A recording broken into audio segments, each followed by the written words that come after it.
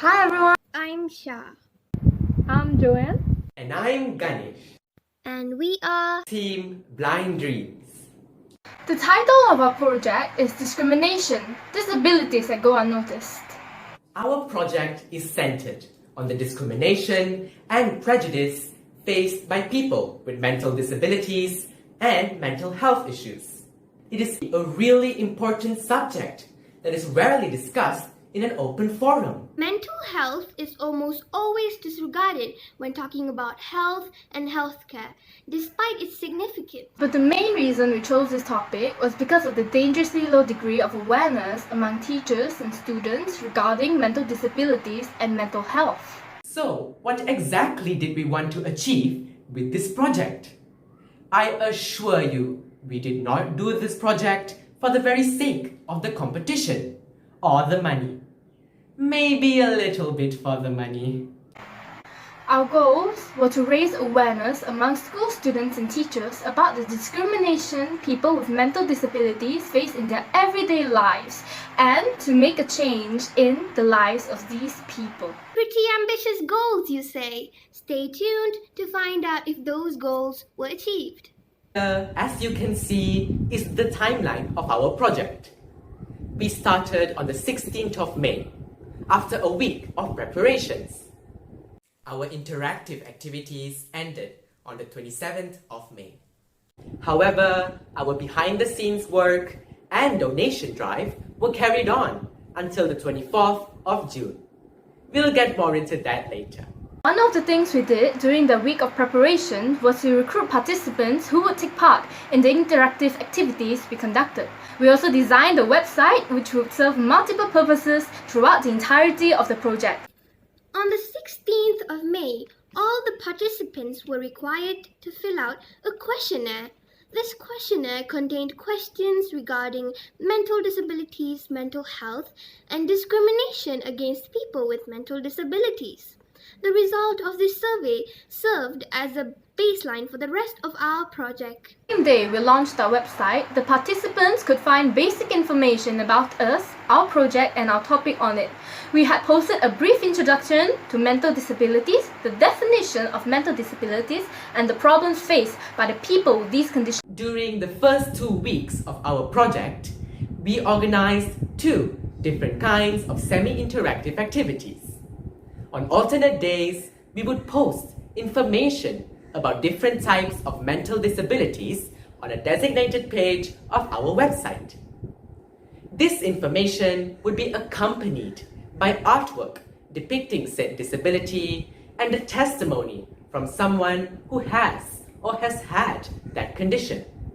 We covered anxiety disorders, depression, dyslexia, anorexia, bulimia, and schizophrenia. On other days, we organized talks about mental disabilities and mental health via Google Meet. Our very first talk was entitled An Introduction to Mental Disabilities and was given by us. We spoke about the meaning of mental disabilities, polite ways to communicate with someone with a mental disability, and general misconceptions of the disabled community. Our second talk was entitled Discrimination Against People with Mental Disabilities in School.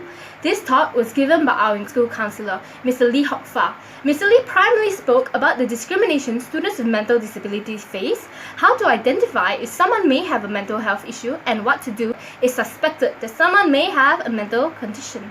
The third talk was entitled People with Mental Disabilities in Their Everyday Lives. We invited Mrs. Shahirika Ponnasamy, a freelance physiotherapist who works with kids with mental disabilities, to give this talk. She spoke about what she has done as a physiotherapist to help kids and some of the horrendous things they have to face on a daily basis. Our very last talk was entitled Discrimination Against People with Mental Disabilities in Healthcare. This talk was given by yours truly. We covered the lack of mental health related services available in our country, discrimination against people with mental health issues by non-specifically trained physicians, and the common occurrence of misdiagnosis. At the end of the 2 weeks, Participants were required to answer yet another questionnaire with similar questions as the first one they took. The results of the survey will be shown in a bit. For the second part of our project, we had two ideas. The first was to collect encouraging words and quotes from the general public and convey them to our dear acquaintances who had given testimonies on their conditions for us to share. The other thing we came up with was to place a box at our school guardhouse where people could place unwanted or used things that were still in decent condition. We accepted toys, books, clothes, even cookery. Now, as we are nearing the end of our video, let's finally take a look at the results of our project, shall we? As you can see, our survey results show that the rate of respectful and positive answers have increased after only 2 weeks of meager efforts to raise awareness. This survey has enabled us to make an astounding conclusion. Bias perception begets prejudice, and perception is perfectly manipulatable. And what about the encouraging words and quotes we collected? I had the most magnificent time looking through them. Here are some of our favorites. Alone means to be in bad company. Just know that you are never really alone. There will always be someone on your journey. You might have already met them, or you might meet them later on. Keep on fighting. The only monsters we should be scared about are the monsters inside us. The monsters that alter reality into something society deems appropriate. You are an extremely beautiful and strong person, inside and out. Every time you have a hardship in life, remember that you have overcome something incredibly horrible. You can do anything if you believe you can. Do not give up. The recipients of the quotes were speechless and extremely grateful for the words and quotes. Some of them even expressed their wishes to thank the person who gave the words in person. We were really ecstatic that we could offer them comfort with this small gesture. As for the donation box, it was kept at school for 24 days. On the 25th of June, the items were collected and donated to the Handicapped and Mentally Disabled Children Association, Johor Bahru. We had collected toys, books, a lot of clothes, shoes, cookery, and even a stroller. The association currently houses 350 people with physical and mental disabilities. We were extremely delighted that we were able to organize this donation drive and donate these items to people who need them. We were glad that we could help people who had to go through diabolical things in their life for something which they had no control over. So, did we achieve our goals? We definitely did. We successfully raised awareness about the discrimination faced by people with mental disabilities and changed the minds of many teachers and students who may come across a neurodivergent person in the future and will now know how to treat them politely.